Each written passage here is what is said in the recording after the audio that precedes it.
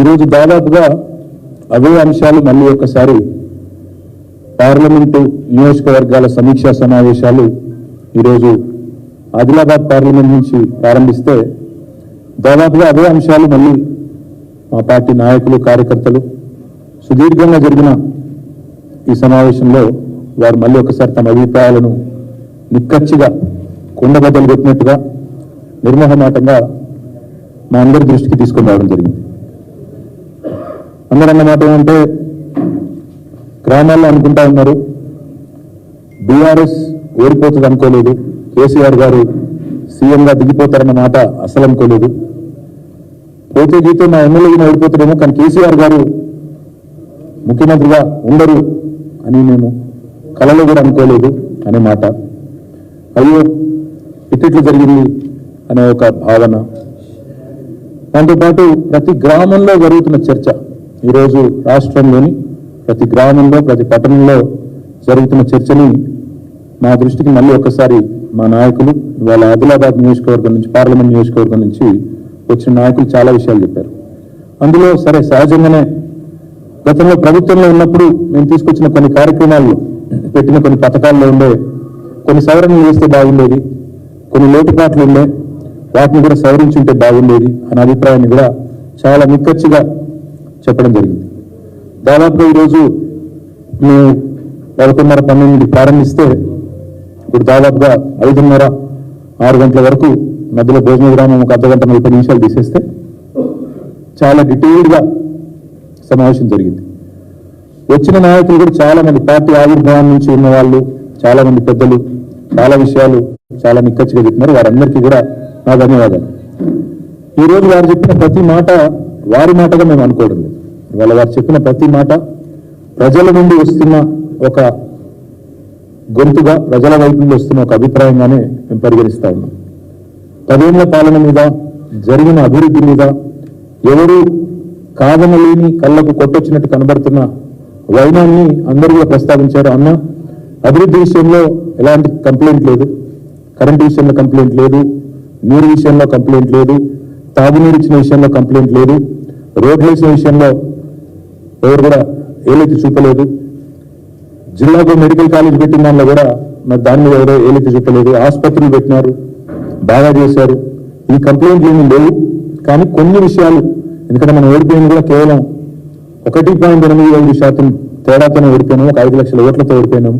కొన్ని చిన్న చిన్న లోటుపాట్లు సవరించుకుంటే బాగుండేది అనే మాట చెప్పారు.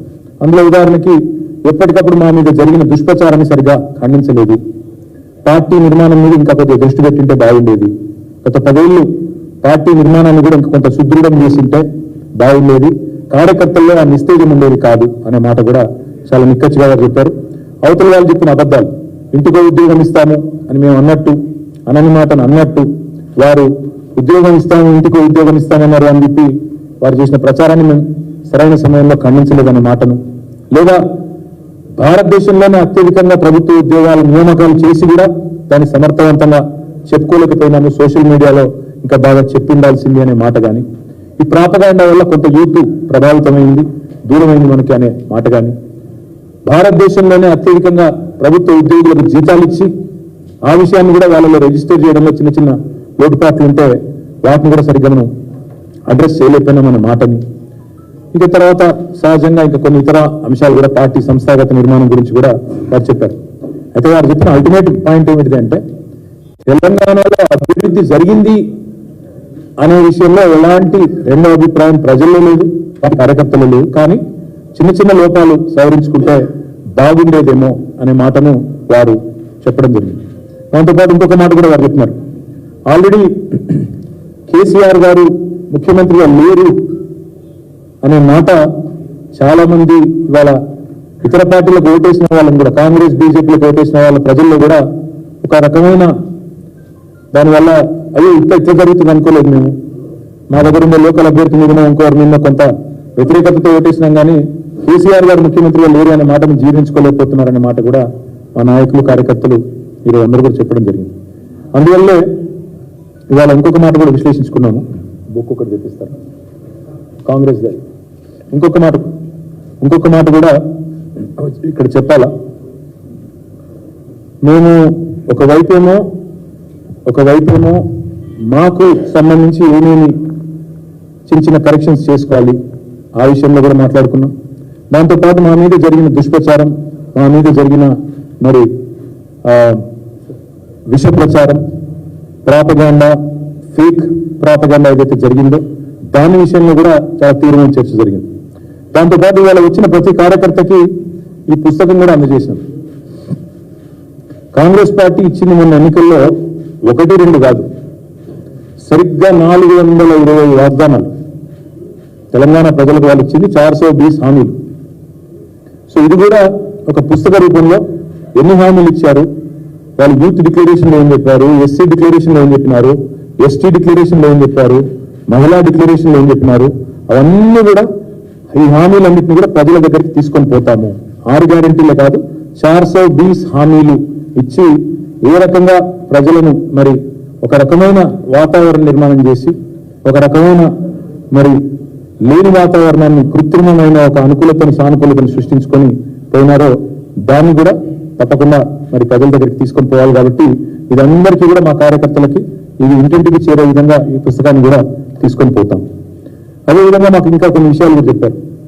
నియోజకవర్గాల వారిగా ఈరోజు పార్లమెంట్ నియోజకవర్గాల వారిగా ఇక్కడ సమీక్ష సమావేశాలు ప్రతి నియోజకవర్గం నుండి ఒక 70-75 మంది ముఖ్యులు, మొత్తం కలిపితే పార్లమెంట్కి 500 మంది ముఖ్యులతో 500 నుంచి 600 మంది ముఖ్యులతో ఇక్కడ సమావేశాలు జరుగుతున్నాయి. తదనంతరం ఫాలో అప్ గా మరి ఎందుకంటే ఈ సమావేశాలు 17 నియోజకవర్గాల్లో కూడా జరుగుతాయి కాబట్టి రాబోయే సంక్రాంతి తర్వాత కూడా ఇంకా ఒక 4-5 రోజులు ఈ మీటింగ్లు కొనసాగుతాయి.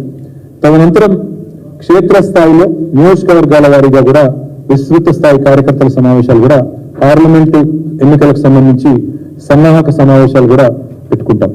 దాంతోపాటు అక్కడక్కడ కాంగ్రెస్ పార్టీ ఇవాళ కొత్త ఆగడాలకు పాల్పడుతూ ఉంది. తుంగతుర్తిలో మా నాయకుల మీద ఇప్పటికి 2 సార్లు దాడులు జరిగినాయి. జగదీశ్వర్ రెడ్డి గారు మాజీ మంత్రి గారు, అదేవిధంగా అక్కడ మాజీ ఎమ్మెల్యే కిషోర్ గారు సూర్యాపేట హాస్పిటల్ కూడా ఇవాళ పోయినారు. అక్కడ మా నాయకుడు మహేష్ మీద జరిగిన దాడిని ఖండించి అక్కడ వారికి ధైర్యం చెప్పి వారికి అండగా నిలబడ్డారు. కానీ రాబోయే రోజుల్లో నిర్ణయం తీసుకున్నాం, తప్పకుండా పార్టీ రాష్ట్ర నాయకత్వం కూడా ఎక్కడ ఇట్లాంటి కార్యక్రమం జరిగినా అందరం కూడా అక్కడికి వెళ్తాం. అందరం కూడా మా కార్యకర్తలకి ధైర్యం చెప్పే విధంగా, అదేవిధంగా అవతల వాళ్ళు చేసే దుర్మార్గాలను ప్రజల్లో ఎండగట్టే విధంగా ప్రజాస్వామికంగానే తప్పకుండా ఎదుర్కొంటామని చెప్పి కూడా నేను మీకు విజ్ఞప్తి చేస్తా ఉన్నా. దాంతోపాటు ఇవాళ నిజానికి మా వాళ్ళు ఇద్దరు కూడా నేను వ్యక్తిగతంగా అనుకున్నాను మా వాళ్ళు మనకు డిమారలైజ్ అయినారేమో అని, కానీ చూస్తే మాత్రం చాలా ఉత్సాహంగా ఉన్నారు.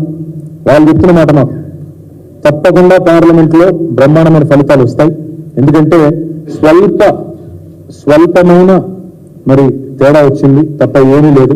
కొన్ని చోట్ల ఉదాహరణకు ఆదిలాబాద్ పార్లమెంట్ లో ఒక 2-3 బీజేపీ అభ్యర్థులు ఎవరైతే గెలిచినారో వాళ్ళు కూడా 4 సార్లు ఓడిపోయినారు. వాళ్ళ మీ వాసానుభూతి కూడా కొంత పనిచేసినట్టుంది. దాంతోపాటు కొంత అక్కడక్కడ మరి మేము ఊహించని కొన్ని కారణాల వల్ల కూడా అనుకోకుండా కొంత నష్టం జరిగింది.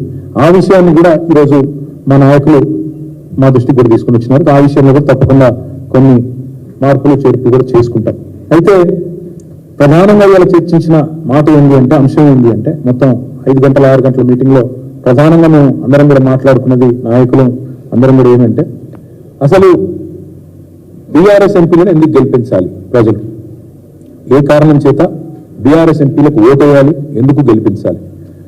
బీఆర్ఎస్ ఎంపీలను ఎందుకు గెలిపించాలి అంటే, తెలంగాణ బలం, తెలంగాణ గలం, తెలంగాణ దళం పార్లమెంట్లో ఉండాలి అంటే, తెలంగాణ అన్న మాట అక్కడ ధైర్యంగా ఉచ్చరించబడాలి అంటే, తెలంగాణ ప్రయోజనాల కోసం రాజీ లేకుండా కొట్లాడాలి అంటే, తెలంగాణ ప్రయోజనాల కోసం పేగులు విధేయకు అవసరమైతే నిలబడాలి అంటే, కలబడాలి అంటే ప్రభుత్వంతో కేంద్ర ప్రభుత్వంతో అది సాధ్యమయ్యేది కేవలం ఒక బీఆర్ఎస్కే తప్ప కాంగ్రెస్ పార్టీకో బీజేపీకో ఎంత మాత్రం కూడా కాదు.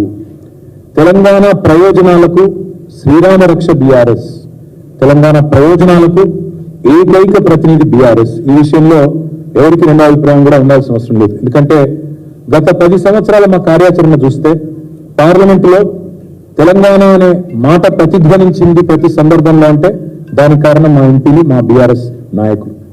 ఢిల్లీలో తెలంగాణ వాయిస్ అంటే బీఆర్ఎస్ అనే మాట అందరికీ తెలుసు.